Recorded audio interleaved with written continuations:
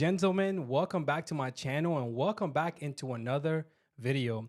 In this episode, we have a very special guest, but before I introduce him to you guys, I want to thank you guys for supporting me throughout the whole year of 2024. We had a really good success in my podcast, and this year, we're starting another video with another banger of a video.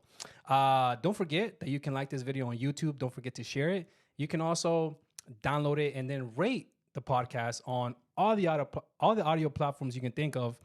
And if you want to see the description, I also have a link tree on my YouTube channel and also on my YouTube platform. So without further ado, James, welcome to my channel. How are you doing, sir? Thank you. I'm doing great. How are you? I'm doing good. I'm excited that we finally got to make this happen. I know, right? It's about time. I know. We've been talking about it, and I'm just so happy to be here, and I thank you for the opportunity to be here as well. Thank you. Yes, sir. So we don't get too many authors and writers, at least in this channel, not yet. But you're one of the few people that I know that has written a book. And can you start by sharing? We have 3 books here. Can you start by sharing all 3 of them? But what is it about them that you find different? Also, what is it about them that you find special? I know you told me that you wanted to discuss at least this one a little bit. We'll get into all of that. Mm-hmm. But what made you start writing? What made you start getting into writing books? Because I feel like that's not easy, right? The whole process. Right. So in my 20s, I started writing poetry, and I wrote these poems. And everything was always inspired by something. Like something would happen to me, and I would write something. I would meet somebody, and I would write something. Okay. I would go someplace, something would happen. I'd come back, and I would write something about it in a poem form. And when you look at those poems, they are diverse. Some are a little dark, and some are a little out there. And so when I go back and I look at them, I go, what was I thinking? And what I was thinking was, whatever happened, I just wrote in that moment. So my writing is inspired by what happens. So if like this right here, I can go back and write a poem about this experience, right? Because it's something that is significant and important to me. Like there's one, wow. There's one that I wrote. It was called "There's Too Much Noise in This Room." And why did I write it? I was in the Navy, in the barracks, right, with a room and a roommate, and there was a lot of noise going on in the room. He had like a roommate. He had a friend that came to visit him. It was like so much talking, music, that kind of stuff. And when it was all over, I went to a quiet place, and I wrote this poem called "There's Too Much Noise in This Room." Wow. Right? That's a really catchy name for that situation, too. That's really good. Yeah. And then there's another one I wrote. It's called Soothing Thoughts. Now, you say, well, what inspired you to write Soothing Thoughts? I was working in California in the Navy, in a warehouse with all these Marines, total stress, total chaos one day. And if you never worked in a warehouse, it is, when it's hot, it's really hot. And when it's cold, it's really cold. So it was a very long day, very stressful. And I walked out the back of the warehouse at the end of the day, and it was this open field, and the wind was blowing the bushes so peacefully. And I was like, Soothing Thoughts. And I went home and I wrote this poem called Soothing Thoughts. That is beautiful. You know what that just reminded me of? When I was and you were in the military, but when I was trying to be in the military, I don't know if I've ever told you this, but I was in ROTC at one point in college, right? And I was trying to commission into the military. But at one point, I remember the days in the mornings when I used to wake up really early to go to PT, because we go to, I used to commute at Georgia Gwinnett College. And I used to wake up in the morning, and I just remember how quiet it was at night. I mean, in the morning, and you can just see the darkness. At the school, you looked outside, and it was just soothing. It's peaceful. Right. I still remember kind of like what it smelled like to be out there before anybody got there. It's just, that's what it reminded me of, just those moments. And sometimes I think about those moments because I feel like life was just simple. Right. At that point in life. No, I totally agree. And for me, I didn't realize it. If you look at my early years as a teenager, nothing written, right? Nothing. But it wasn't until I turned about 22 years old that I just had this strong desire to put something on paper. And back then it was just poems. That's all it was, just poems. Right. And it was adult poems. When I went back to read them, some of them were R-rated type of poems. Ooh. Right. So, So it was a little dark and a little adulty. who was breaking your heart at that point, James? I had a lot or going on. were you the one breaking hearts? No, my heart probably got broken more often than the other way, and Oh no. no, it was so many new experiences for me. Right. Being from Mississippi, very little experience, country boy, right? And then joining the military, and then having all these experiences in California. I feel like that puts you out there. Yeah, Yeah. I was literally out there. Wow. And what I used to say was, so I went from Mississippi to Memphis to California.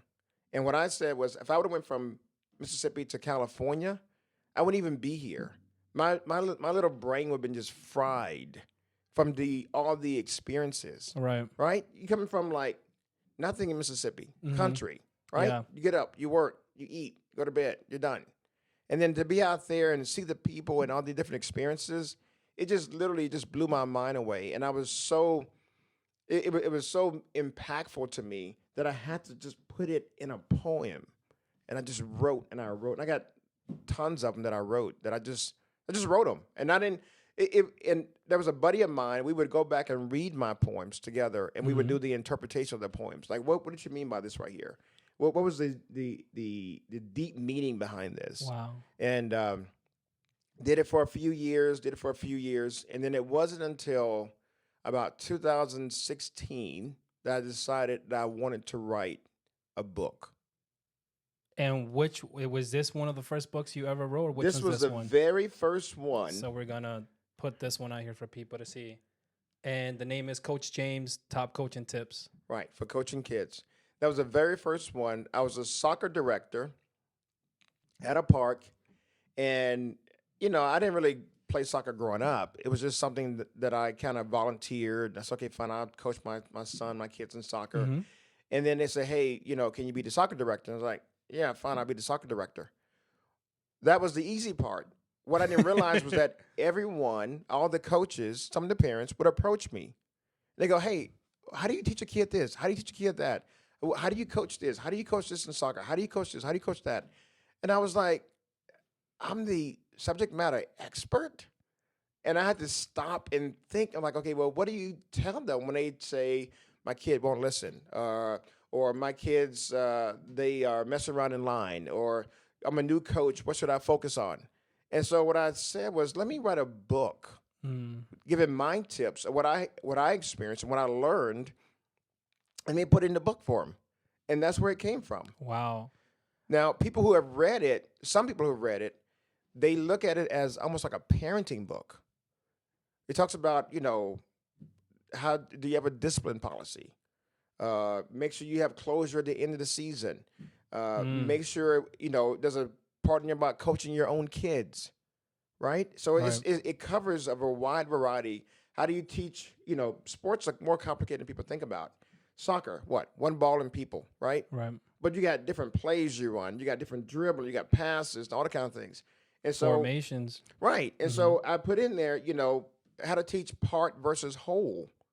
Just you teach a piece at a time, and then you put it as part of the whole. But the very first part talks about you as a coach. Do you know who you are? Because you're bringing that to the kids. Right? Mm-hmm. You're bringing all your confidence, your insecurities, everything you're bringing to the kids. Mm-hmm. And you may not be aware of that. It affects how you coach. I did not know that I was like parenting the kids as I was coaching. And my frustration was not because of the kids themselves. It was because I was just had this pent up energy that I wanted to win and I wanted to do well. And blah, blah, Right. And I was driving the kids. I was like, come on. And, when I went to my transformation, I was like, okay, it's not about me. It's about the kids. Correct. I got to make sure I do no harm, right? Right. I got to make sure that I am raising up these good young men and good young women now, and not having this negative impact upon them when they're so young. Mm-hmm. So it talks about safety, knowing yourself, and then the number one tip: if you forget everything else, never forget that they were kids. That's good. Don't ever forget that. That's really good. That's really good. Do you feel like coaching kids ended up making you a better parent to your kids? Absolutely. Absolutely. And the part of the book talks about, coaching your own kids. My son that I was coaching, he was a pretty good player, Mm-hmm. right? But I was pushing him so much to do better and to do more. Mm. And then when I finally went through that, I call it my transformation, and I was like, oh my goodness, this is awful. I how could I? Right. Because he would catch it in the truck on the way home, right? He would catch it. But fortunately, and I thank God, it was caught early. It was maybe about a year or two of him reaching that next level that I realized I got to tone it down. I got to Right. talk to him about it. It's not about me driving him and those type of things. It's really about the relationship between us. That's more important than him playing the sport, is Mm-hmm. the relationship between him. Right. So it did make me a better parent. And as a result of all of that, part of my personal coaching philosophy is when I show up at the soccer field or any field where I'm coaching, everyone here is my child. These are my kids. I'm Right. their father. I'm responsible for their safety and their welfare. Right. All of them, all the girls, all the boys. I'm responsible for them. And I got to make sure that I'm part of that positive support system, like a mommy and a daddy and their pastor or their teacher. I'm part of that same system. So I must make sure that I have that relationship with them and that I make sure I take care of them, keep them safe mentally, physically, and Mm-hmm. spiritually. And then I teach the sport as a side. Right. I got to teach them about life and how to be a good young person. And the sport is the mechanism by which we come together. I feel like as a former athlete, that is so important because I've experienced the how much the discipline from sports, uh, even the struggles that you go through, the experiences, the lessons that you go through in sports, how much that translates into real life, Right. right? And I feel like when you have somebody like you that is not only looking from inside out but outside in to make sure that you're teaching them well, that you're guiding them well, it's so important because that will translate uh, for them in real life. Because life is not everything is about sport, but when you learn things within the sport, who coached you, who'd you play with, what kind of teammate you were, that translates into your days later on in life. Absolutely. Yeah. When you look at what I did as a kid, I played one sport, one season. One sport, one season. That's all? My senior year in high school, I played tackle football. I can remember every single lesson learned from that sport. Every single lesson. Being tough, Mm. being a competitor, never giving up, knowing the grind. And when I say grind, I mean true grind. Mississippi, 100 degrees. That weather. I was going to say, yeah, that heat. I can only imagine. 100% humidity. Yeah. And you're out there running, tackling. Right. And I just remember it. And, some things that were said were not appropriate, but I understood that they meant for you to be mentally tough. Right. I take that same mindset with me when I coach the kids. Now, I'm still, I look at them from a father's perspective, but I'm still firm and I'm still implementing discipline Right. and toughness, right? Mhm. It's not like I'm going, oh, okay, come on. No. Get over here, stand in line, show me your discipline by being quiet and listening, right? I'm very Right. firm with them. And I don't talk to them like they're a little bitty kid. I talk to them like they're a regular person so they can understand that there's a maturity that's involved when Yeah. you play sports. Yeah. And that's really good. What do you think what would you call what you did when you're looking at self-reflection, self-awareness? Is that what you would call it for you to, a year down the line, 2 years down the line to notice what you were doing when it comes to the coaching part, right? How you were coaching your team, the kids. I call it, personally, I call it my transformation. That's what I call it. Okay. The intervention happened in two parts. I was at a game and I'm just going, ballistic. Come on. And what I say is I was coaching multiple sports. So I would go Mm-hmm. from football to soccer, Okay. right? Now, you know, football culture and football coaching is a little bit different. Oh man, tell me everything, about it. everything the kids do is wrong. Uh, It is high pressure, high stakes. It is stressful, and that's what I used to bring from football to soccer. You, you can't do that. It's See what I not the mean? same. Not the same mentality. And I was so high strung, and I would tell the kids, and this is bad, but I didn't mean it this way. In football, you would say, you know, hit somebody, meaning go tackle somebody, Uh-huh. block somebody, Lay hit him somebody, right? And I'd be at the soccer field going, hit somebody, hit somebody. Red card out of the game. Oh my goodness! When I look back, I am ashamed of what I did. I'm so embarrassed. Nah. But I was at the field one time. I remember there's two things at the field, and the soccer director at that time came and sat down beside me, and he said, "You okay? Everything okay?" And it was like one of those moments when you have a dog who's kind of going crazy, and you kind of How about that? like check them a little bit, and then they kind of break that focus from being so kind of crazy like. Right. That's what he did, and I just kind of calmed down. I sat down and I calmed down. I didn't yell as much. It wasn't because I thought, oh, I'm getting in trouble. It just he broke that focus point for me. That was one, and I didn't forget it. And I was like, okay. And then I started coaching. My son started playing lacrosse, and I went to coach lacrosse. And lacrosse at that time had a mandatory requirement for you to attend the Positive Coaching Alliance course. And that's what caused the transformation. That was the piece that pushed me past the transformation. They said, you must coach and show love, and the sport is the side. So the sport is not your main focus. So you have a dual purpose. One is to support that child, show love, and the second is to teach the sport. Right. And they said at some point, and you know, this is how I remember it. At some point, some kind of way, work into what you tell the kids. Work in this one line. You know what that one line was? Tell me.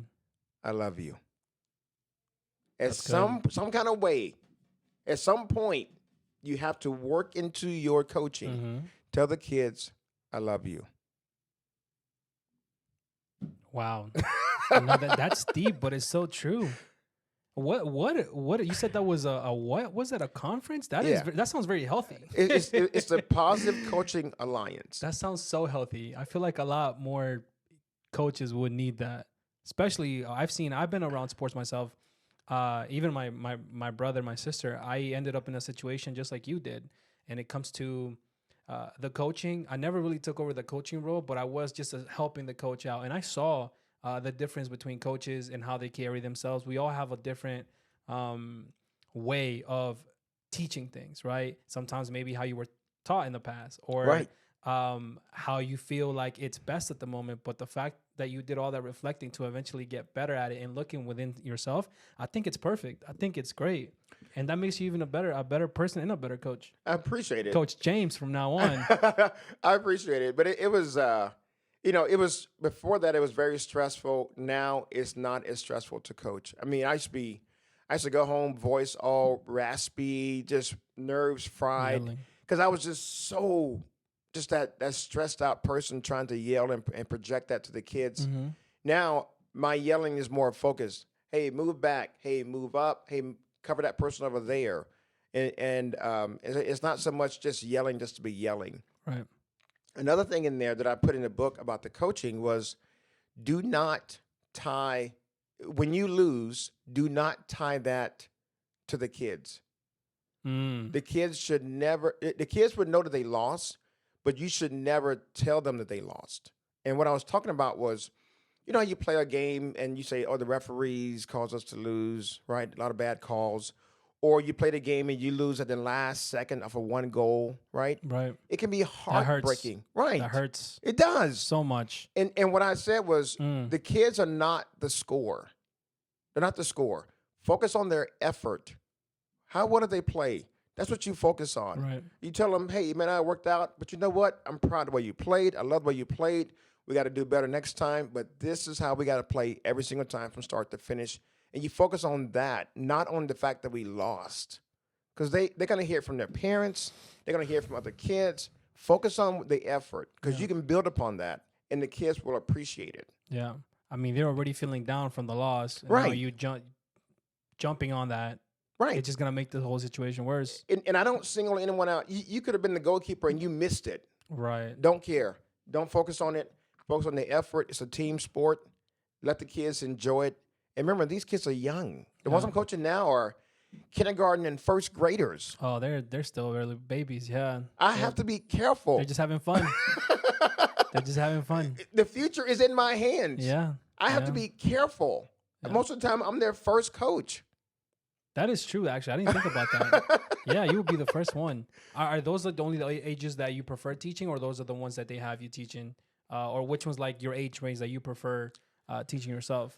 Or coaching, I should say. That's a great question. And I think for me, I love them all. The most challenging one was the 15 and 16-year-olds. It was the most challenging. I never heard so much cursing, the attitude, the talking back. It was probably the most challenging time for me as a coach. Yeah. And I had to use everything in my mind to put myself in a position to be successful with them. Right. From, raising up, trying to create a leader within the group, or picking the one that was the most disruptive and say, listen, I need for you to be the leader, talking to kids one-on-one. Hey, listen, I need for you to do better. I need that they're following you. Can you please do better so they can, that you can lead them in the right direction. Everything I could do, I did. And I still was not as successful as I wanted to be. But I felt like I did everything that I had to do when I had to do it. The only thing I would have done differently, is I would have had a meeting with the parents. That's the only thing I would have done differently that I should have done. What do you think would have been the difference if you did? That's a great question. I don't know, because parents are an X factor. Some are more receptive than others. Think about the parents as an older version of the kids. So remember, the parents, if I tell you your kid is doing bad or they're being disruptive, you may go, so are the other kids. Why are you singling my kid out? That's right. See? Yeah. So it's an X factor. Some of them may go, oh my goodness, I didn't know that. I would talk to them immediately. Yeah. But you don't know. Yeah. And if you get a group of them, you may create a little small mutiny on your hands. Right. You just don't know. Yeah. They are a true X factor. So I chose for that moment. I said, you know what? I'm gonna just talk to the young men, because it was a boys team. I'm gonna talk to them. I'm gonna single out the ones that are loud and try to get them to be young leaders. I'm gonna try to focus on the positive, not the negative. I'm gonna try to keep them busy so they don't have time to talk. Right. I did everything possible to be successful with that team. And like I said, we were not, from a score-wise, we were not as successful as we could have been, like the record-wise. But I felt like I gave them everything I had to be a better young person first, and then a soccer player second. Which is the important part out of all of this. Yeah. Being a better person. Yeah, that's awesome. I'm thinking that I wonder if this is the thing, or I wonder how parents would take this before the season starts, right? What if you talk to them and settle them down and say, hey, listen, I am the coach, and I will coach them the way I know how to coach them.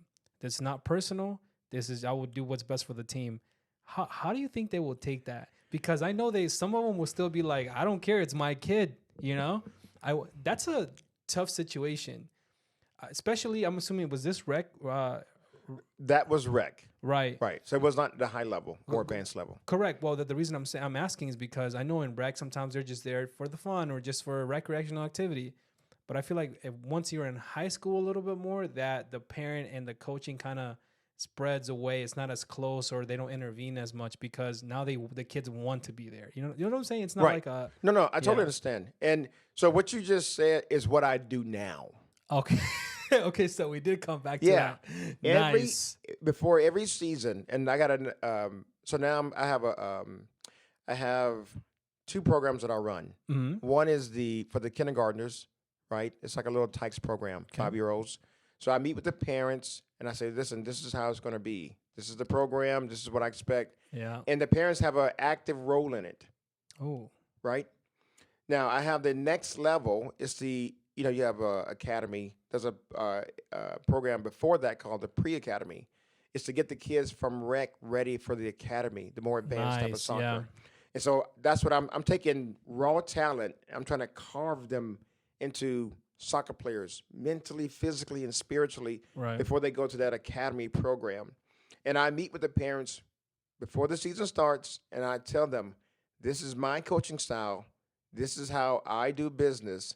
This is what I need from you, and this is what I need from the kids. Mm-hmm. And I remind them, this is a training program. The kids are not going to be that good in the beginning, but collectively, we as a group should be getting better incrementally as the season go along. Right. They are very receptive to it because when the parents start getting to that level, that next level of soccer Mhm. in terms of more advanced, they really want their kids to do well. Some are more hyper-focused on their kids than others, right? Some are more easygoing, like, okay, coach, you got them.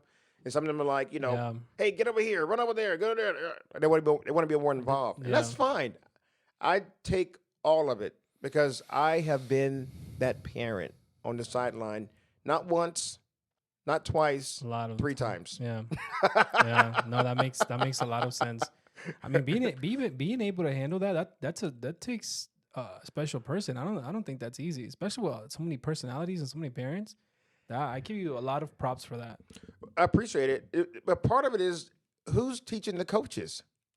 Mm, See? right.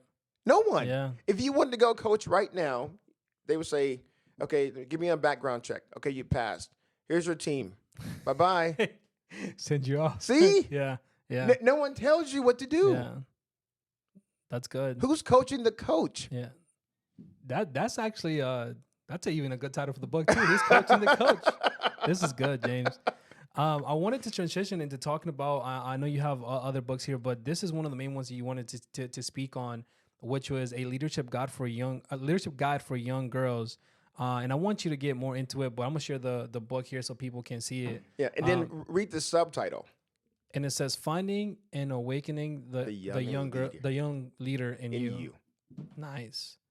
This is a beautiful picture, by the way. A nice book. Thank you. Appreciate it. By the way, guys, if you guys are wondering, I will have the links to all the 3 books in the description of my podcast, my YouTube channel, and of course, I'll be sharing this on my social media. So go ahead, James, get into it. What is this book about? What do you talk about here, and why do you feel like it's so important for people, parents, to read this? So I was going to write an adult book on leadership. It was going to be called Real Gritty Leadership. It's going to discuss the different type of people you would find in the work environment. Right. We have people of different ages, of different backgrounds. And I wanted to kind of say, when you encounter this is what you can expect and practice emotional intelligence in the workplace. Right. Because you may be of a certain age and your supervisor may be younger. Right? Correct. You may be of a certain, maybe a guy, you may have a female for a supervisor. That's not a problem, but for some people it can be. And so what I wanted to do was say, listen, this is how you would deal with these situations. This is what you can expect when you're in the office and you have these people. If you're going to be a leader, this is what you can expect when you're in the office. And so it was going to be an adult leadership book. That was what I was preparing for. I felt inspired to write it, so I was going to write it. Remember, if I'm inspired, I'll write it. I have to be inspired. I can write creatively, right? If you say, hey, write a book about a table, I got you, right? I can do it. But when I'm really inspired, I really have to write it. It has to come out. And so I was preparing myself to write this book. I was at the library, getting my little notes ready, outline, everything. And I met, at the library, there was a parent who I had coached her daughter. Her daughter was in Girl Scouts. And I said, hey, how you doing, as I was leaving. And she said, what are you doing here? And I told her about when I was there, and I told her what I was going to write. And she said, I really wish someone would write a leadership book for young girls. Wow. And I just stopped. I just froze. I couldn't move. And I was like, that's a great idea. That's a great idea. But it took about 30 days for me to take my mind and turn it away from the adult book to a book that a young girl could read. Right.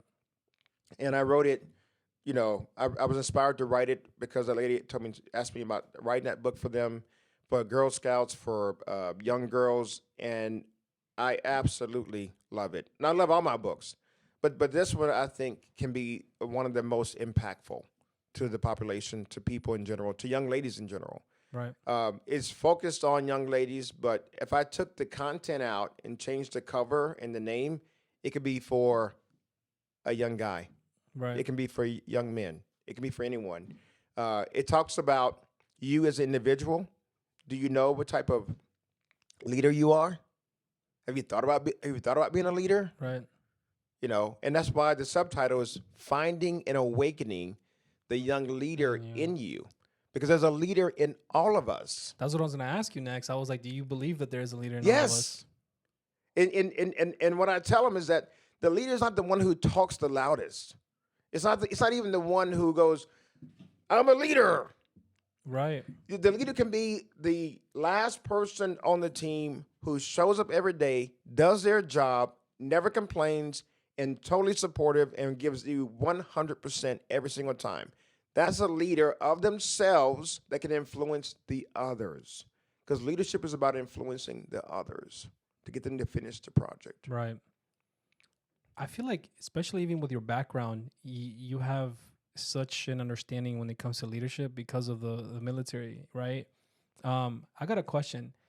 How truthful is the phrase, you being, in order to be a great leader, you have to be a great follower? Do you think that applies, or do you think a different way when it comes to leadership? I think if you'd asked me that question 10, 15 years ago, Mm-hmm. I would have said, I don't understand what that means. I have no idea what they're talking about, right? Right. Now, when that question is asked to me, it goes back to what I just said. If I'm a leader, right? If I'm on, if you have a team, I'm on your team. I know I can lead a team, but you're the leader of the team. So I'm going to be on your team. I'm going to give you everything I got and support you no matter what. Now, that speaks to that term. I'm a great follower, and now I'm supporting leadership. Mm-hmm. But from my mind, I am an individual leader Right. of myself, and I'm going to influence others by being that example. Yeah. Not trying to take your job. I'm trying to just be the best person I can be, support this team, and then I believe I'm going to influence others by Right. doing what I'm supposed to be doing. I respect that a lot. That is so truthful, though. I think within the team, even the leader, even within the team, there's also other people that can lead, but some don't do it the same way as the leader. They just do it either by example or by, like you said, having a lot of discipline, which is such a big word. I Right. think we feel like a lot of people don't take that word and kind of learn what it means and how to even translate that to your day-to-day life, because eventually the more you learn, the more you grow, and the more discipline you have, the better leader you will become. Right. I feel like it's like a natural thing, right? What do you think would be a good way to awaken that leader in you? How do you go back and look into yourself? Do you go back and look into your experiences and maybe grow from that? What do you think would be a way to awakening Right. that leader that you say that's in you? So I think the first part is always self-awareness. I think we, as a people, as a population, we don't stop and take time to focus on ourselves. Mm-hmm. Who are you? Who are you as a person? What do you like and don't like, and why? Why do you do certain things, and why? Can you explain to me why you do this and this and this? Do you think about yourself as a leader or a follower? Do you think about yourself as being assertive or not being assertive? It's like, how do you think about how do you see yourself? Right. And how do you want to see yourself? We don't stop and do that self-analysis too much anymore. Mm-hmm. We're so busy going and doing and going and doing they were not stopping to think about it. And for me, I had the blessing of being able to stop and to think about myself as a person. Who am I? Mm-hmm. And I think part of it was because, growing up that little country lifestyle and then finally leaving there and then going to these big cities and then working. And I had to say, who am I? Who is James Williams? Am I the same 10-year-old who was eating cake and ice cream? Am I, am I the 20-year-old who's eating cheeseburgers and French fries? Is that the same guy? You're right. So what I did was, as I grew older, I would take time to stop and to reflect. And when you're in the military, as you know, you're going to be put into these leadership situations because of your rank. Yep. Not because of who you are, but who you are because of your rank. Right. And so I would see this, and I was like, okay, I'm now this rank. And they said, James, you're in charge of these people. So I'm the leader. And I would go, okay, then I need to talk louder. I need to point my finger more, and I got to tell you what to do. And I got to get on you if you don't do it right. Right. That was my idea of a leader. Yeah. And then if you look, as I grew older and started doing more reflecting, and I kept asking the question, why did you do that? Did I tell you to do that? Mm-hmm. Did I teach you to do that? And I said, what if people only do what they're taught? So what are they taught? So as a leader, I need to teach you what I want you to do and how to do it. And you can look at soccer. I'm grinding it out with the kids. This is how I want you to pass. This is how your foot should be. This is where you should be when you're playing defense. Mm-hmm. If I don't teach them, then how will they know what to do? Right? Yeah. So as a leader, that's what you have to think about. It's not just telling someone what to do. Teach them what you want them to do, and then hold them accountable to do what you taught them to do. Right. That's the leadership. Yeah. It's about teaching, then holding them accountable. But you yourself have to know first. You have to know. You have to be aware of yourself as a leader. Now I'm aware of myself, and now I know what needs to be done to get this project done. Who's on my team? Hey, listen, here's the project. This is how we're going to do it. This is your part. This is what I want you to do. Okay? Right. Any questions? Any feedback? Okay, here's my expectation. This is when it's due. Let's go. The whole game plan. Right. Yeah. Keep it simple for them. Yeah. But you got to teach them. Otherwise, they won't know what to do. Right. They're gonna do what they think is the right thing to do, or what they've been taught somewhere else to do. Right. When it comes to when I see the book and the leadership for young women, I think about, and I don't know if you look at it this way, but you hear this phrase, the glass ceiling, a lot, right? Especially for women. Is this a thing that you feel like exist, or what do you think that has to do with the society and the way we look at women as leaders, right? Because eventually these young women will become women, and one day they will be leaders, right? What do you think that has to do with just society? What role does that play in? And maybe what are your thoughts in regards to that? So the glass ceiling, as I understand it, is this ceiling that you can only go so far up the corporate ladder, or as far as promotion, right? Whether you're a woman, whether you're a man, or whether you're of a certain race or whatever, it's like this glass ceiling. Mm-hmm. This is me personally. Yes, sir. I do not focus on the negative of these type of situations. The reason why is I've seen people advance up to different levels regardless of who they were. Right. I go back to the individual. What do you know? If you want to get promoted, how do you get promoted?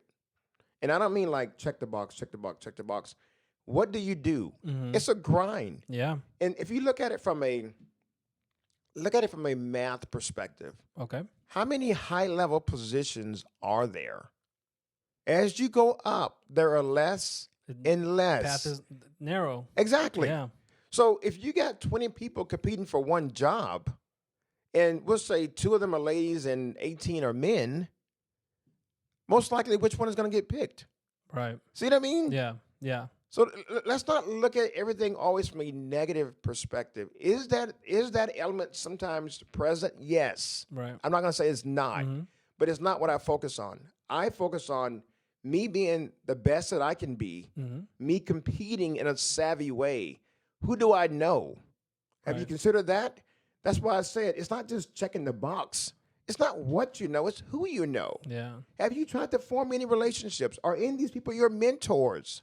And what you do with what you know. Right. Yeah. So it's not just, okay, I got a master's degree. Mm-hmm. I should make it. Oh, I took up this class. I'm certified. I should get promoted. No. You have to start working the different angles and be savvy about it. You know what though? There's a lot of people that look at life that way though. They check the boxes and they think that's it. They think, they don't go above and beyond. They don't go and look around. They don't have that self-awareness. Like, what else can I do better? What else can I be better at? Right. Because they think if you have the qualifications, sometimes that's not enough, No. unfortunately, especially nowadays. Right. Yeah. It's not enough. And I teach my kids. I said, listen, it's not what you know, it's who you know. Yeah. Get to know everybody. Because everybody around you, in my opinion, this is how I live. Mm-hmm. Everybody, everybody I meet is put into my life to help me be successful. I just don't know your role yet. But that's why you're here. I bet your mom, right? Right. She's put in my life. She's part of my life now. Why? She wants me to be successful. That's why she's put in my life. That's a how good I one see to it. look at. That's a good way to look That's at how it. I see it. Yeah. That's actually a very beautiful look. Very, very, very poetic way to look at it. See what I did there? See what I did there? I saw it. That was good. That was good. Wow, no, that's very good, and especially I think the knowing people, James, when it comes to even being successful and even the leadership role that you're talking about, I think the knowing the people part is important, but also even emphasizing on the skills that you are better at, it's also important, and then we all have some type of weaknesses, right? Right. But I feel like when you know people, you know yourself. Maybe you know what you're getting yourself into, not just the prerequisites that you have, but I feel like all of that combined and put together, eventually, when you focus on the things you know how to do well and you actually excel at them, then the rest kind of flows down like an umbrella, Right. and eventually makes you or gets you to the point where you're successful. Right. And then, I always go back to how do you find success? Right? Mm. You can not make that promotion, but you have a great life, you have a great family, you're healthy, you're enjoying yourself. That to me is success. Blessing, yeah, See? 100%. It's not always about the money. Yeah, It's always about being or the status. right. Yeah, It's not. Can you get up? Yes. Can you walk? Yes. Do you have a family? Yes. Are you happy? Yes. Can you eat? Yes. yeah. And even if you don't get the promotion, even the interview could be a lesson for you, and then you can Right. use that for your next one and see Right. what you learn. Right. Right. Or you can meet someone during the interview and they say, okay, listen, I only got two Right. positions. Someone is more qualified, blah, blah, blah, but we still like you. And that happened to me.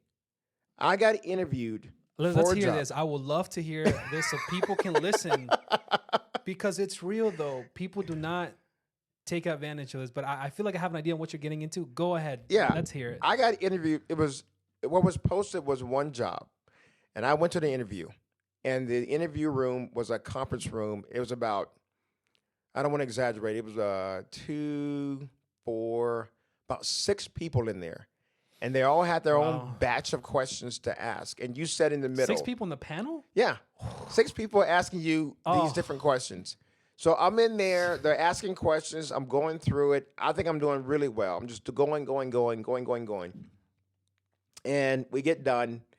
And so, fast forward, they call me, say, hey, we want to offer you this position.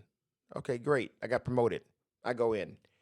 I meet one of the guys who was on the panel. It was it was 2 guys and 4 ladies on the panel. Mm-hmm. And I met one of the guys on the panel. We actually became good friends. And he said, James, there was, he said, they really liked 2 of you. There were 2 of you that they really liked. And he said, and they said, these 2 are so good, we got to get both of them. And so they gave me one position, and they had another position they gave to the other person, and they brought us on board. Wow. Now, it could have been one position. It was 2. So you just don't know what's going to happen during that interview. Yeah. That's why you have got to be in there. You got to be in that fighter's mentality. Mm-hmm. I'm here to win. If I don't get it, I'm going to learn from this experience. And maybe I'll meet you, one of you, someplace, and maybe you remember me and you'll help me out. Yeah. Right. That's so important. That's really good. And the fact that they created another job for both of you guys must have been really up here. That's so cool. It was a very nice experience. I was very happy. And from that job, I learned so much. It was stressful where it was, but I learned so much how to deal with stress, how to deal with stressful people, right? You don't think Right. about it. If you're stressed and you're dealing with someone who's stressed, how do you deal with it? Yeah. You got to take a step back. I had to take a step back. I had to focus on the issue. What I teach now is find the root cause and you attack it. Sounds like a health thing to me. I've heard Right. of that with integrative health. Whatever the root cause is, you find it and you attack it. Right. That's what you fix right there, that root cause. And I try to tell, I work with different youth groups, and I tell them, make sure that whatever it is that you're attacking, do not look past yourself. Are you the root cause? Are you the problem? Did you properly prepare? Right. Don't go there and go, why are they yelling at me? I just forgot something, blah, blah, blah. Did you properly prepare?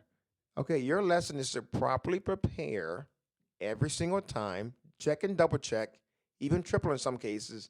Now you go there prepared and ready. You just reduce 3/4 of your stress. Preparation is always the main part.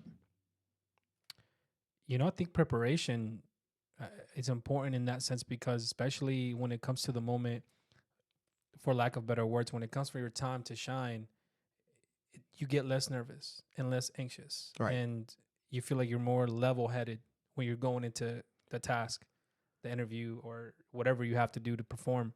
If it makes you in more of a sound mind, if that makes sense, because you're prepared, because you're confident, right? And that people can see that on you when that happens.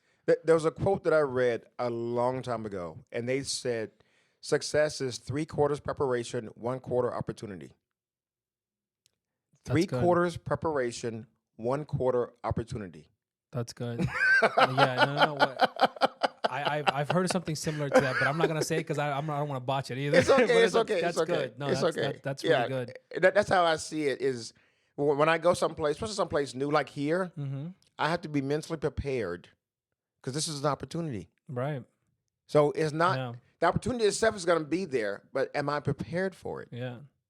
Who knows if this is preparing you for a bigger thing in the future? You never know. This is preparing This you is for a bigger good. thing in the future too. Both of us. Oh, I'm telling you. That is good. Let's go together. No, that's good. Because I don't want to go alone. I want to bring Yeah. as many of the good people along with me. Because it is beautiful when we both make it. Yeah. Right? That's awesome. And you know what's funny? I've thought about myself and I myself I have never really liked reading. Now I have more because of my job, because I read the Bible more, or because I want to be more informed, right? But in general, I never enjoyed reading. But now I'm seeing how much reading can transform you. Oh my and goodness. How much it can change your life. Oh my Like, goodness. it's so important. How much knowledge you can gain from that, right? I'm like, I've been missing out this whole time. I wish I would have traded a lot of the sports that I played with some time with reading, Even, now that I'm trying to learn how to play the piano, it's just taking time to do other things to learn. And I feel like the process itself is like, it teaches you a lot. And Right. It teaches you a lot about yourself and a lot of growth in general. No, I totally agree. And when I was not a big reader, I just didn't do it. I didn't stop and take time to read. And I was in the Navy and I was in Japan, and I was stationed with the Marines. And there's a Marine, just a random Marine. I've seen him before. I don't even know his name, right? I've seen the guy before. He's about a rank or two higher than I am. Mm-hmm. And he's always just kind of just a real cool guy, just smooth, quiet, just handle his business. And for whatever reason, he had this book, Mm-hmm. and he said, "Listen, I read this book. I think you should read it." Oh my God. That was it. It was a simple book. Do you know what book it was? And this book launched my reading. It launched me into What book reading. was that? I don't remember the exact title, but the book was about Elvis Presley's last days Oh, when he up was to his death. the drug situation he was going through, right? Yeah, the book was talking about, it's sort of like about a week or two before he died when they found him, right? Gotcha. It went through every single day, every single time check. Like 10 o'clock, someone came home. He was eating. 12 o'clock, he went to lay down. Like it was a time check. And like at a certain time, they found him, wherever they found him.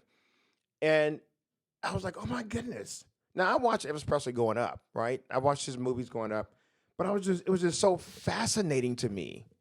And that book launched me to start reading. I started reading mysteries. I started reading romance novels. I started reading medical thrillers. Just everything I get my hands on, just everything, everything. And so I read so much. I can't even remember who I read. I was just in there. I was reading 2-3 books at a time. That's a lot. I was just hungry. I was like, oh my goodness. And I was able to, like you said, I was able to travel to different places in the book, learn different things, learn new words, increase my vocabulary. Yeah. Absolutely loved it. Even learned a little bit about emotion and just how to be a better communicator in writing. That's one thing I wish I would have. Why I wish I would have read more, because I feel like my vocabulary, the words, my expressions, even the way I express myself would have been better up to this point growing up. Because I feel like I still, you know me, I feel like I lack that. Even though not too bad, but I wish I would have learned some of those big words earlier on in life, right? Even how to write. Because then you use that and you use that in your own way afterwards. Even when it comes to school or work, it doesn't matter. I wish I would have gotten into reading because of those things. Right. No, I totally understand. What I always tell people about communication is make sure your message gets across. So don't worry about the big words. Do they understand what you're saying? Right. Are you getting what you want? Are you being productive? That's all that matters. But when we start, like if I want to use old English words and speak at that next higher level, good. But am I productive? Right. Do you understand what I'm saying? Yeah. Are we communicating? Can we talk and share? Right? So I don't want people to focus on what they don't know. I want you to take what you have and use it now for good, for yourself, and to help others out. Yeah. Yeah, you don't want to watch. You don't want to watch me write an email because I'm. No. I just no, that's good. Going back to the book, what do you think, especially in young women and young girls, what do you think is some of the biggest things that that you've seen that helps them grow, or that you've seen that they use for their growth in their life? Is there any specific that you feel like catches your attention, that you notice, maybe that you have to teach them, anything along those lines? So if you look at it from different perspectives, right? Let's look at it from a coaching perspective. Okay. There's no difference in my mind in terms of the way I coach between a girl and a boy. I don't coach them any differently. Right. I'm just as firm. I give them the same information. I'm teaching them the same techniques. Physical, tough, right? Staying focused, smart soccer. No difference. I know that there is a difference between men and women, boys and girls. I know there is a difference. I am mindful of that. I'm hyper mindful of it. But I try to be as straightforward and be myself as possible, right? Right. So, some people say, well, if it's a girl, don't make a joke about weight or the way someone looks and that kind of stuff. Well, I don't do that for a boy. I'm not gonna make a joke about a guy's weight or how they look and what they're wearing. I keep it neutral and I just be there. I'm there to teach and to show them that I care about you, I love you, and I want you to do well. Right. That's my coaching strategy. That's one. The second thing about the girls, what I believe, and this may be a bit controversial, and that's fine, but I believe that they have so many options in life, and they can do so many different things in life that they're not sure what to do. What I see is this sort of like a confusion Not that they are not smart enough, but they don't know what to do. If I gave you 10 different things here to do, which one are you going to pick? It's a lot. Think about it. Yeah. If you can be, a wife and mother and be home with the kids, or you can do this profession, this profession, this profession, which one do you pick? And then the question I love to ask, because it's always the exact same answer. So tell me what you want to do. I don't know. I don't know. See? You're right. Yeah. I don't know what to do. I don't know what I want to do. Mm-hmm. So there's that confusion that goes on with them. And so I just try, when I work with young ladies, I try to be as clear as possible. And if they ask me, what do you think I should do? I try to think about them as a person, their personality, the future of what I think they could be good at. And I try to guide them towards one or two, no more than 3 areas. Limit the options. Right. Not limit their options, but limit their options so that they can focus. Because when you got so many options, what do you do? So this is more like a quality over quantity thing. Right. Right. Because if you don't, it's confusing. When I went and got my degree, I knew exactly what I wanted and why I wanted it. Right? The Navy said, we want this type of degree, and that's what I went and got. If the Navy didn't say that, but you said, hey, James, what are you going to get a degree in? I have no idea. None. Business? Basket weaving? I don't know. See? Yeah. So every time I got my degrees, it was always because I had a certain idea or job in mind that I wanted to do. Mm-hmm. If not, I have no idea what to pick. Do I pick what I want to do? Or do I pick what's going to get me a job and make some money? And a lot of people are telling people, tell me what you want to do. They don't know. Yeah. And I like this one example that I heard. The guy said, listen, get a degree or a job. What you want to do is what's going to make you money. And they said, here's why. They said, the guy said, I think it was fishing. He's like, I like fishing, but I can't make any money off of fishing. I like playing tennis. I can't make any money off of playing tennis. Right. See what I mean? Yeah. So let's steer them towards something that they can do, a job-wise, make some money, and have a decent living. Right. And teach them that this is part of how life is. Yeah. It's part of the grind. I was with my youth group, and I said, listen, if you look at the totality of people and jobs and income and that kind of stuff, you have the bottom 10% struggling. Mm-hmm. You have the 75% lower middle class to upper middle class, enjoying life and loving life. You have the upper 10% who are the millionaires and billionaires. Mm-hmm. Okay, most of us live here. Yeah. And we're happy. Yeah. You're happy here. Now, the kids nowadays are being hyper exposed to millionaires and billionaires, right? So what do they say? I want to be a millionaire. Yeah. So you're trying to go for the top 10%. That's fine. I'm not here to hold you back. What's your plan? How do you become a millionaire? Right. Show me. Show me how you become a millionaire. I can show you how to become a plumber, electrician. You can make $150,000, $200,000 a year. Enjoy your life. Work and feel like you're a productive member of society. Enjoy your family. And eventually you can become a millionaire. It'll just take you a little bit Right. longer. Yeah. See? Right. Yeah. So I just try to put them in that.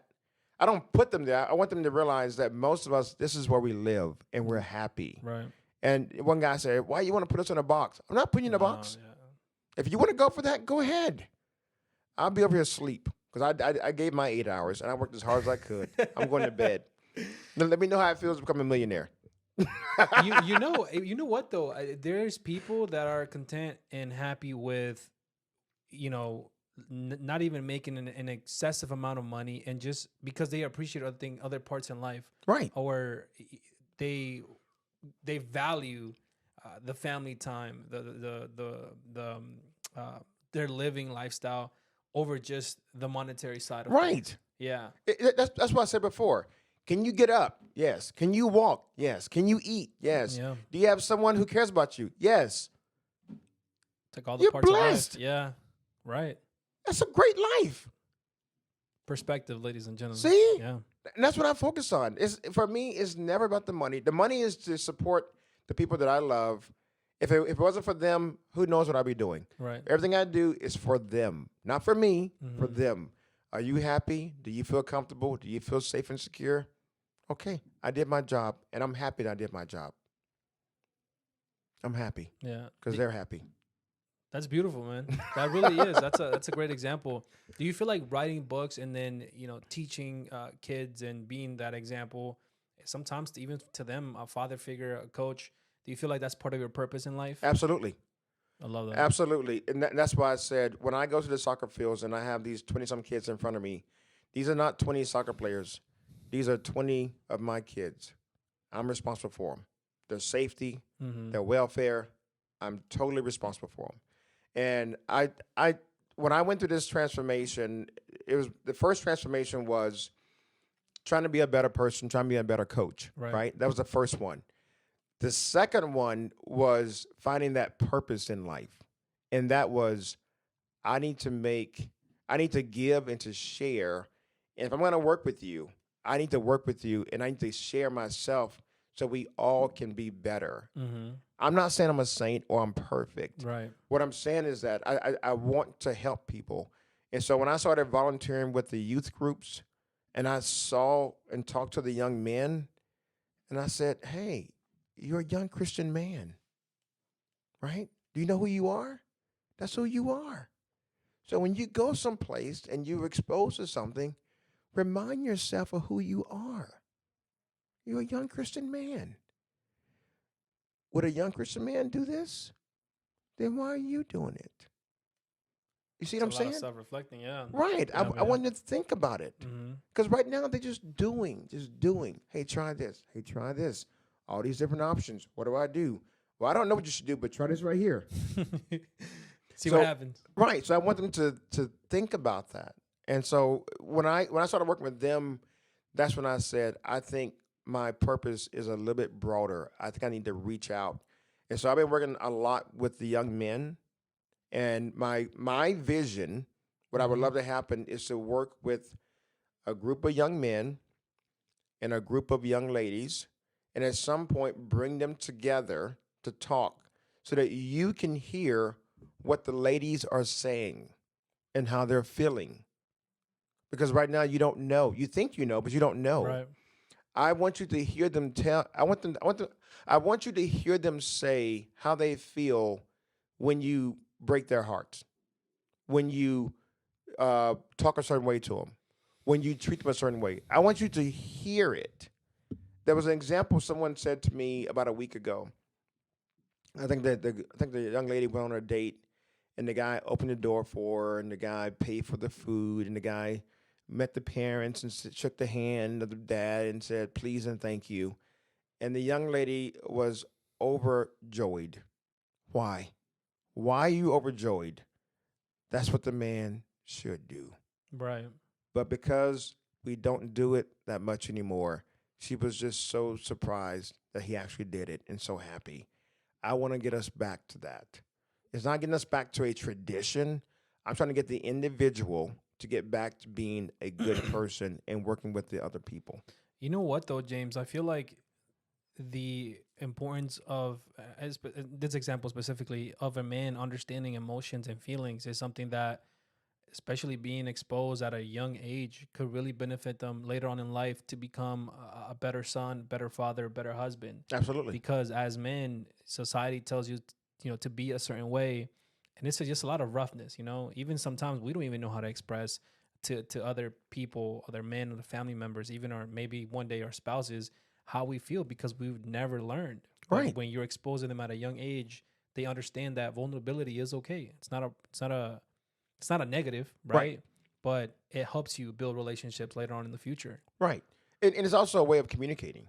Right. Right. If Mhm. I'm going to put on this front of being this tough guy all the time, but I'm suffering, Inside. right? Yeah. And I'm in pain, but I'm not telling you I'm putting on this hard face. I can't enjoy. I can't enjoy my life. I can't even enjoy you. Oh, you said something? I didn't hear you because my pain is way louder than what you're Mhm. saying. So Well, that's good. I want to get them to a place where they can talk and to share. Part of what I tell them now, what I'm telling them now is go back and have this adult conversation with your parents. You're a man. You have to start having adult conversations sooner rather than later. And you need to have them with your parents. Ask your parents. Tell me how it was when you grew up. Tell me the good, the bad, and the ugly. Tell me. Mm-hmm. And you would, I said, just be quiet, and they would tell you everything. I said, be prepared. Some of it would not be pretty because your parents have been through a lot. It's not gonna be pretty. Yeah. But this is part of being a man. You have to be a young adult and mature about it. Listen, ask questions, because somewhere in their history, you will see them and you'll see yourself. That's Because good. their history is part of yours. No, you're definitely a writer. Let me tell you, you're definitely a writer. Got me in this loop. Just going just like that. Nah, that's really good, James. I like that. Now you're bringing the heat with you. No, that's awesome. I got a quick question. What, and this is just, I guess, even more for me, but I'm sure there's people out there that would like to learn, what is the process like of writing a book? And I know you share your personal, but like, what is like how do you go from point A to the finish line, right? Of writing a book. I would love to learn more about that if you like to share it. Absolutely. For different writers do things differently. Mm-hmm. So I'll tell you how I do it. All right. Okay. I start out with the title.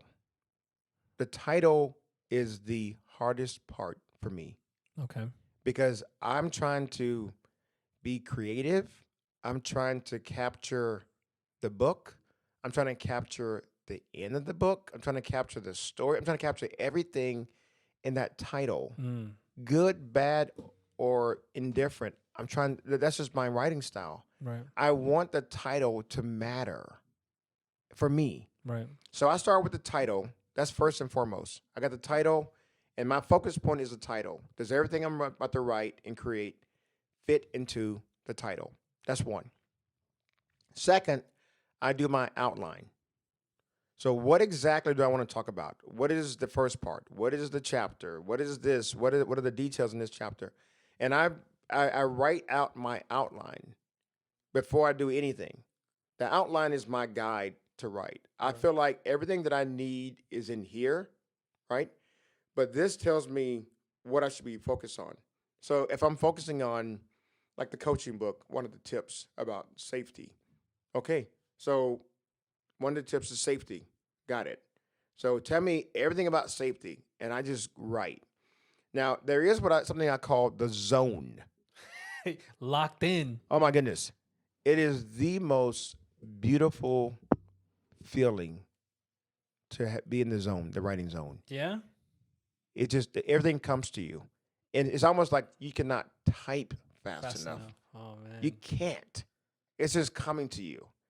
And I'm always careful because for me, I go into my zone through listening to Native American flute music.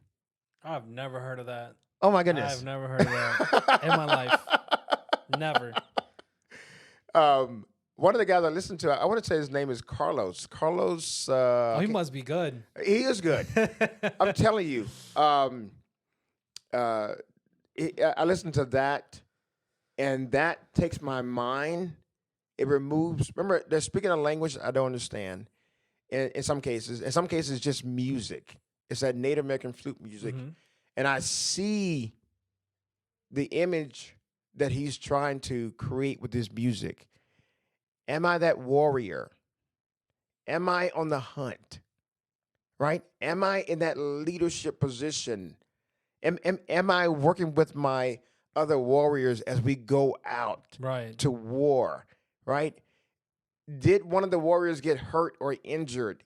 Is this music sad? And it's taking me, it's like, oh my goodness, my brother was hurt. This is a fallen warrior. Right? So I just take that music and just let it just take my mind, and it takes out words in my mind. It takes out chaos, takes out stress, takes everything out of my mind, clears my mind, except for what I'm trying to write about. And now I see what comes into focus is what I'm about to write about, and I see it. And I always say one prayer when I write, one prayer. And my prayer is I say, God, don't tell me what to write, please. But everything I've been exposed to, let it come to me freely. I Mm, want it to be all right here. And then I will pick and choose what goes into and how it goes. But just open my mind up and just let everything I know, just let it come to me. I want to be able to, I want to see it. And remember, the music has taken everything out. And what's there is all these words, everything I've been exposed, all these experiences, any creativity I have is right there. right. And then I just start writing. I just write. I just write. I just write. You know, when I picture art, this is what I envision right here. Seriously, not like the painting on the walls where they just throw paint at it and that's art. Like this is what I like envision. Like this is pure art at its best. Like you're in the zone, you're in your moment. In video game we call that zone, we call it flow state, and that's the first thing that comes to mind. You're in flow state, right? You're just making it happen. You're just making it happen, right? You're not even thinking. It's like the Matrix. But that's a wonderful thing to hear, because you do get in that zone and you do get in writing. And I feel like that happens to me, but in other situations in life. But I wonder what it would be like in writing. And that must be like such a good feeling Oh to my God, have. it feels so good. Now, conversely, what is the worst feeling?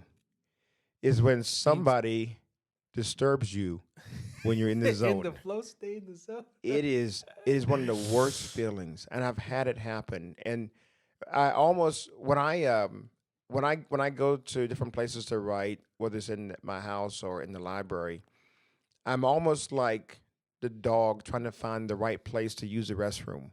I go over here, Mm, I look, I adjust myself, I go over here, I look, and I try to find the right place where it's not too much of a distraction, where I got clear focus on what I'm trying to do. It's like right, it has to be not perfect, because if it has to be perfect, I would never start writing. right. So I have to prepare myself mentally. Don't look for the perfect place. Just find a good place, get settled, go into your zone, and then start writing. And so, when I get to the library, it's funny to me, but it probably looks like I'm a weirdo because I have my little my briefcase with my laptop in it, and I'm walking around the library looking for a good place to sit, right?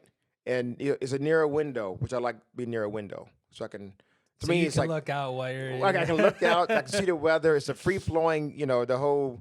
Sometimes people say feng shui with the window, or the stuff is coming in, nothing's blocking it. I like to see people, but not too many people. I like to make sure my back is covered, right? So I like to kind of sit up against the wall so no one Mm, can come behind me. Just different things I have that I like. But when I go into that zone and I start writing, I just love it. But then there's sometimes someone will be coming by and go, "Excuse me." What, oh what? no. And then, I gotta go, okay, try to refocus. But sometimes it's hard and I can't. I have to Mm. leave because I can't refocus. That right there just ruined the moment. Wow. I That can't. So that's why, the zone is beautiful, but um, when someone disturbs it, it can set me back a little bit. yeah. But I try to. I've gotten better at dealing with that Yeah. because it's one of those things in life you got to deal with. Right. People walking by, kids running by, someone bumps your table, someone drops something, go, hey, excuse me, can I grab this real quick, Yeah. whatever. So it's something that I have to learn to deal with. Do you have someone after you're done that proofreads it, or do you read it yourself and you you post it out, or you make the book? How does that work? So the all three of these books, all three, I've written four now. The Mm-hmm. fourth one, like I sent to you, has been published. The My top 10 rules for eating, how I lost 30 pounds, right? The Oh. one I sent to you. So that one I don't have printed out yet. But these three do not have not been proofread, except by me. Now, then you may find a word out of place in a couple of them, and I had the chance to change it. And I said, no, I said, I'm not going to change it. I said, I want them to know I'm not perfect. Oh, This is what I created. I did it from the heart. It's not perfect. I'm not perfect. I want the amateur writer to see it and go, oh my goodness, he made a mistake, but he still wrote it. Nothing will stop this person. Right. Just right. And part of it is because of what this one writer said. They said, what happens when you get a writer's block? Right? what is that? Writer's block is when you cannot write. It's like you can't think of Like a anything to mental write. block. Yeah. Right. You can't think of anything to write. You're like, I can't think of anything to write. What do I say? I can't think of anything to say. And what they said was, they said, just write. They said, it's easy to edit words than to edit a blank piece of paper. Wow, that is actually, I can see that. How So, truthful it is. so I just wrote. I did the best I could editing it, and I wanted to tell people that perfection is not. I'm not perfect. Mm-hmm. Someone who was an amateur wrote this. My third book has been proofread. You probably won't find any. If you do find anything, you got to be like really looking to find it. But I thought I did a pretty good job. I would probably give it a 99.9% approval rating for editing. That's really good. You won't find any misspelled words, but you may find one word that may be out of place. Maybe. And I doubt it. How many people have found it? One person. I found missing words in the Bible before, like What? letters that have been that maybe I don't know if me, but I've well, at least in the Bible that I have, there's some times that I feel like there's words out of place. It doesn't make sense. I don't know if that's like biblically correct. I may be wrong, or I was like, oh, it's just a little mistake. I mean, it's a big book. I don't blame them. Like, that's the way I think. I'm like, okay, I don't blame you. This is a lie. Well, It's a lot to write and read. Well, I think it. If you look at I'm not sure what version you have of the Bible.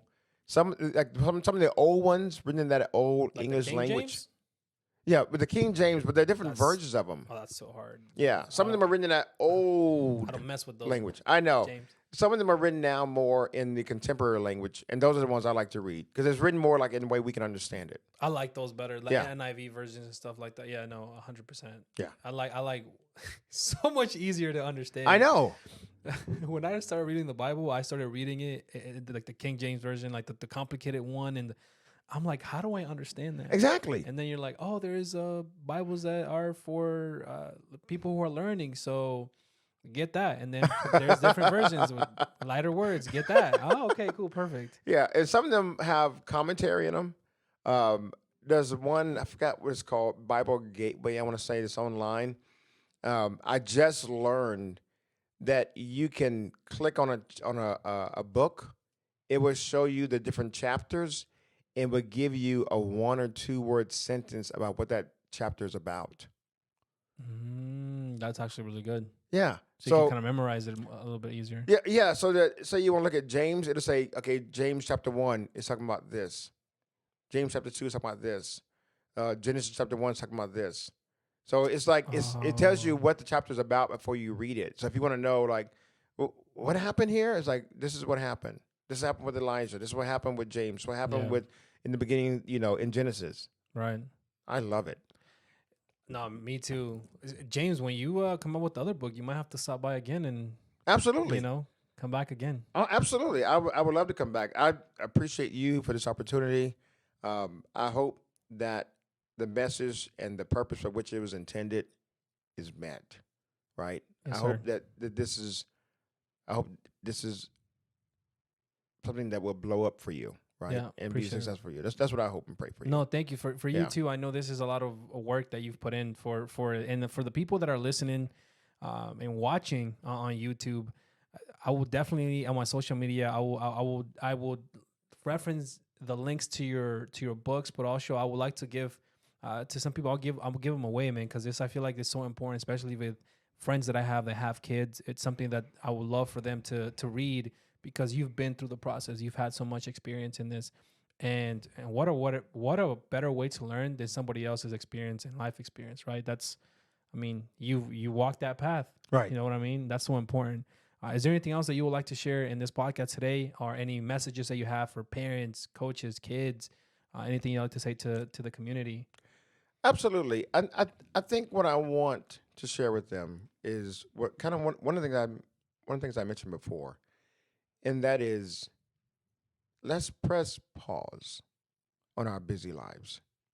Let's stop and think about who we are and what we're doing. Let's just pause for a second. Let's stop with the busy, I got to go here. Let's stop with the turn the TV on. Let's stop with, we got to go there and all these different things. Let's just stop for a second and let's just think about who we are, and then let's talk to each other. What I would like for the parents to do is to start sharing with the kids their life, their childhood, Mm. the lessons that they learned with their kids, and not just talking at them. I want them just to try to teach the kids those lessons that they learn, Right. and help the kids to understand what they went through to get to this point. And then I want them to share with the kids what they think about their kids. So if my son is here, hey, listen, I got two sons, James and Blaze. James, this is how I see you as a young man. I think you're good at this. I think you're good at this. I think maybe you want to focus on this. Maybe you have to try to improve this area right here. I want you to be honest with them. When I was doing all that reading, there was a book that I read. It was called The Five Mothers, and they went to different cultures like Italian, German, American, and something else. And they said, this is how each of these different mothers from their different cultures raise their kids. And the one that struck me and stayed with me the most was the French. The French. And part of it was the French were so open and honest with the kids. If maybe the kids were short, right? They would say, listen, you're not that tall. You know this and I know this. That's not a bad thing. It just means you're not that tall. You still can be just as successful. You can. Just because you're short doesn't mean that you're going to not be successful. Like, they were just honest with them when they gave them that positive way out. Mm-hmm. And it always just kind of stuck with me. There was the Italian one that there was a piece of it about teaching the kids to be independent. And they would say, this book was years ago, over 20 years ago. And they would say, they would send a child to the store with the money at 7, 8 years old by themselves to buy the groceries and come back home. And I said, I need to teach my kids independence and how to be mature and responsible.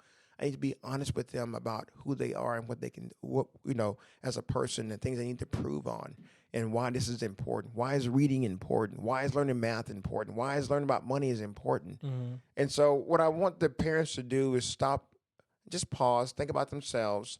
I want them to share more with their kids, honestly with their kids, age appropriate with the kids, right? And I want them to really start developing those relationships where they're communicating, teaching the kids how to communicate early. Mm-hmm. It's kind of like, when I talk to these young men and I tell them, I said, you have to be able to explain everything you do. Can you do that? Can you explain in a way for someone to understand why you did make this decision? And can you express your emotions? Tell me why you feel this way. Mm-hmm. Tell me. And so, I really want the parents to focus on with the kids, communication, how to properly communicate. I want them to focus on all the ways you communicate, but mainly that verbal. That's what I want. I want that verbal communication. Can we have a conversation? Can we talk? We've been talking, and I'm telling you, I don't want to leave. I got 10 billion more things to talk about. It's good, right? Yeah, Once that's you what I'm get into saying. it. I don't want to leave. Right. See? Yeah. So that's what I want the kids to experience. And when I told my kids, I said, if you want to experience true pleasure, it is through communication. When you can express yourself, you feel so good. When you can understand what someone is saying, they can understand you, it's a very good feeling. Right. Right. So that's why I want them to focus on the communication for the kids. Yeah. Yeah. Wow. James, I've heard of Shakespeare in the past, but you might be the closest thing I've ever met. I've ever been around Shakespeare. You know, I'm serious. This is really good. You know what though? I would definitely love to have you back, especially, if you want to come back, you're always welcome. But, when the book comes out and the other one comes out, I would love to, just get to even read that. That's so important, especially health. Like Absolutely. that's so important. Yeah. James C. Williams, you even have an author name. This is very, seriously. Thank you for coming on. Again, I would love to have you back, and thank you for sharing so much knowledge for myself, for the people listening, for the people watching. It's very important, and I'm sure they can take that with them in their day-to-day life, and also eventually, if they become parents, even when I become parent, I would love to go back to these books and just read, because I know it'll teach me a thing or two, so I can apply that to my kids. Very nice. Appreciate you. Thank you for having me. Thank you, appreciate it. Thank you, guys. If you are listening through all the audio platforms, don't forget you can rate the podcast, give it a little 5-star. You can also watch this video on YouTube on 4K on my channel, Carlos Granados, or you can search Carlos Granados podcast. Thank you guys for almost 5,000 subscribers on my YouTube channel. We're close to 1 million views on the total views for the channel. And we are starting this new episode with you, James, for the 2025 season with the podcast. Let's go. I took a little break, probably like a month or two, but we're back at it. We're back into the grind, and we hope that we can keep growing and keep affecting and keep changing lives for the positive. So Absolutely. Thank you, sir, for being here. I appreciate it. Thank you. Thank you. Mm-hmm. Oh, I usually pound it with my friends. See you guys later. Bye-bye. See you guys in the next one.